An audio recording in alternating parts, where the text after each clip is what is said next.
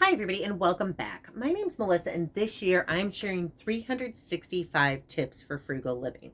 So, today's tip is to process some of your food at home, per se, kind of like butcher it yourself or what have you. So, I buy stuff when it's on sale, and the chicken breasts were on sale for 99 cents a pound. You can see right there that it's 3.89. I'm trying not to spill this one because this one's very wet. So, because it was on sale so cheap, oh, that one's even wetter. I ended up buying 26 and a half pounds. I bought way more than you typically would. But you can see, I don't know, can you see? It's like really cheap. So I'm going to go ahead and pause this real quick.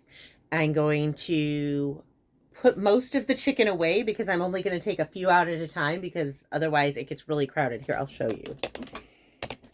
So this is the chicken. There's like, what, 1, 2, 3. There's roughly 8 packages of chicken here.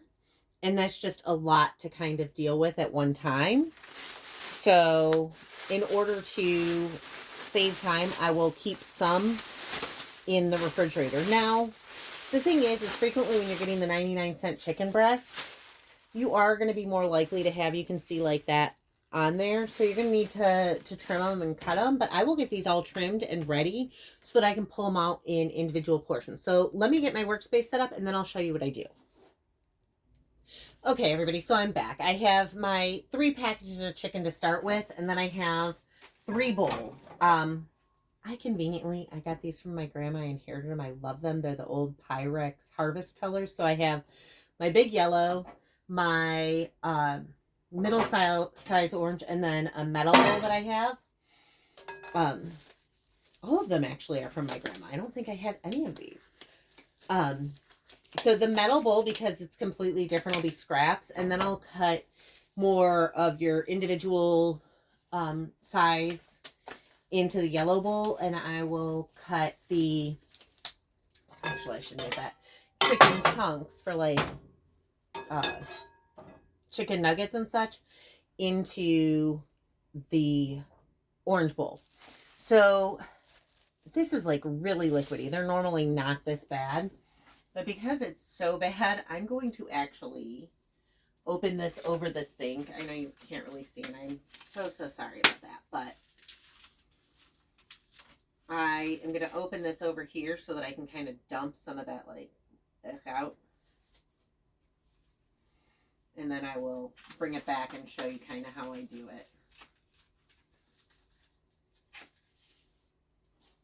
it. Ooh, really got some.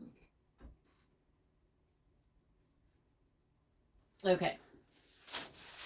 Now, obviously, I've cleaned my stove off beforehand, and if you haven't seen me do anything like this before, I also have, I have a tiny house, a tiny kitchen, so very tiny space to make this all work. And I frequently, so I don't have a dog. If you do, you can absolutely save the scraps for them. But in the summer, it's much better because my parents are around and I feed the scraps to their dog. But I prefer scissors. I should probably preface this telling you I have 0 knife skills. I mean, I cut like a stinking 8-year-old. So I use scissors instead. I think I got these this summer. They're like the grilling scissors. I got them for like $1 at Walmart. So I'll just kind of cut off all the little stuff. And I'm like super picky. Like, I can't tell you, unless I get like the individually portioned chicken, which is about $4 to $5 a pound, like the Purdue thing, sometimes even more than that. I am always going to trim all of this stuff off because I am, like I said, really, why am I putting, sorry. I am really picky. So I just cut off all the stuff And if you know how to cut chicken and do it a different way, then be my guest. I mean, some people are going to have better butchering skills. Some out there are probably like professional chefs or meat cutters, because, they don't call them butchers anymore, I guess. Or maybe, maybe there's meat cutters and butchers and there's a difference that I just don't know about.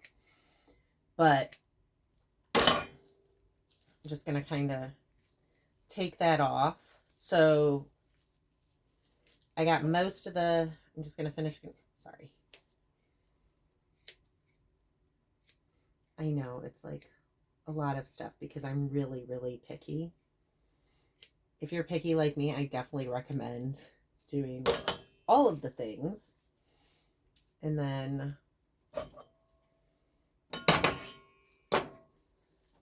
I also, my hands get so cold when I do this. And so I found that having access to the latex gloves kind of helps me. And I just kind of pull that little piece off. So now I have this great big piece here. So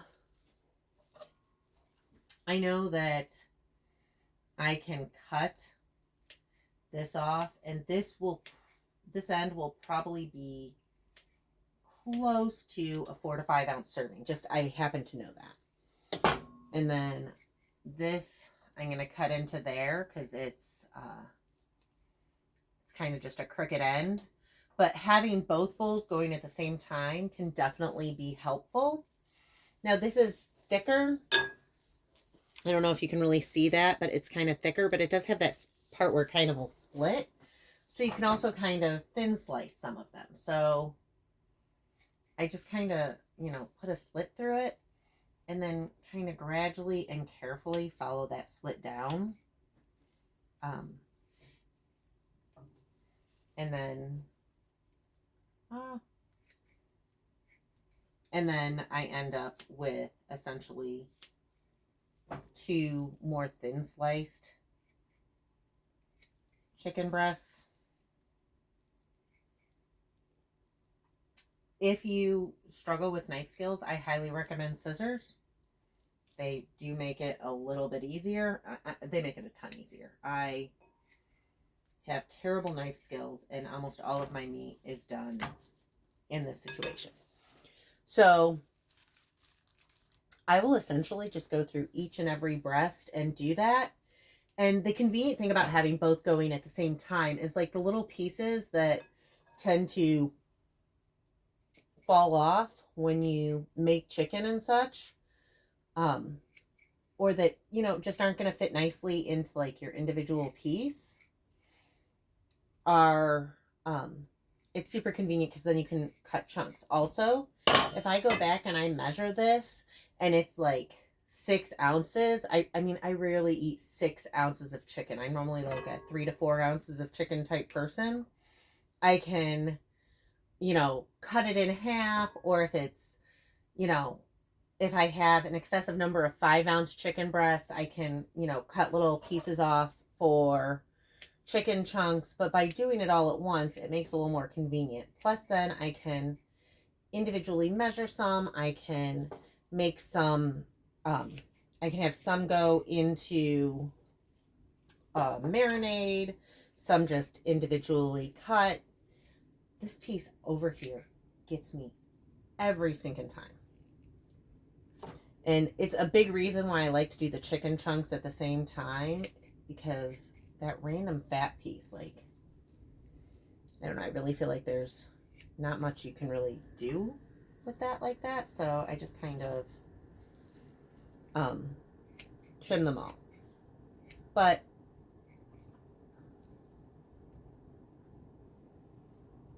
I am going to pause. I will do these 3 packages, which is around 10-ish pounds of chicken.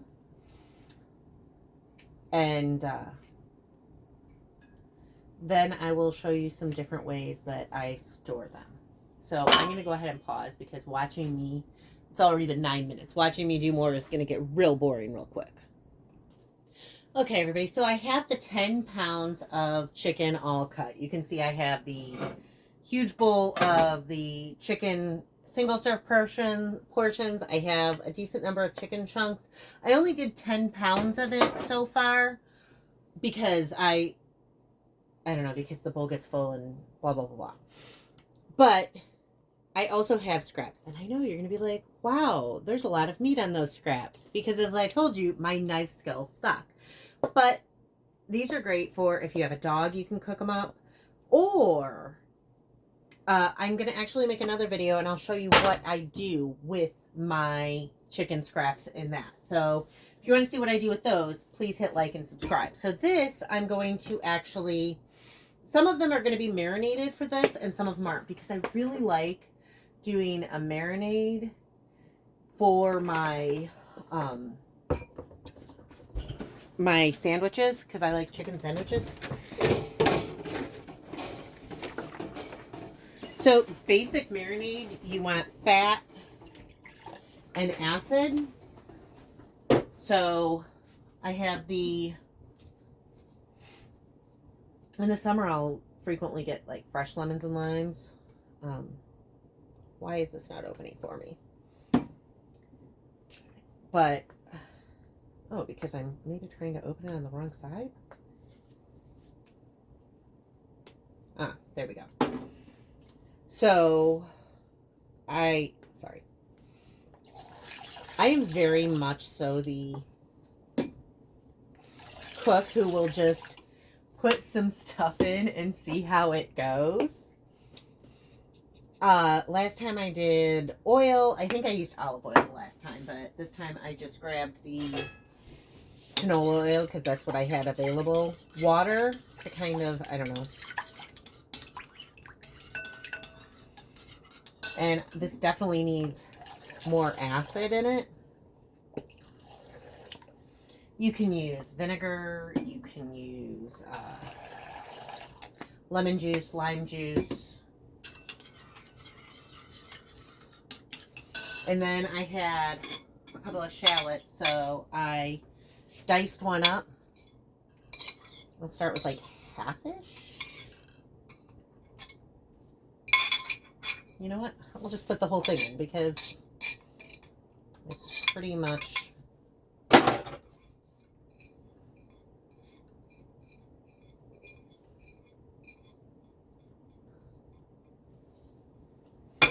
So then I have my marinade.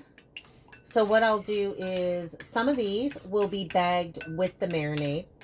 Some of them will be bagged without marinade. And now that the marinade is all made, I'll also, in each of the marinade bags, I will mix in one of these whole chili peppers that's dried. And that'll all flavor as it defrosts. So let me get out my bags and I will show you how I do the marinade one. I mean, the other ones will be pretty self-explanatory. Okay, so I have 3 bags set, and I'll do 3 of the marinade ones. I'll put a pepper in, and then I will put some of the marinade in.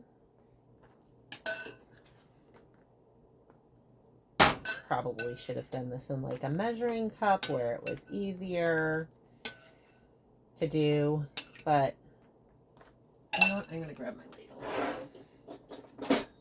If you are doing this and you use this method, it's a little easier to put the pepper in first before you touch the chicken, because then it's, you know, not all gross. So some marinade in, and then I'll put in a few chicken breast pieces.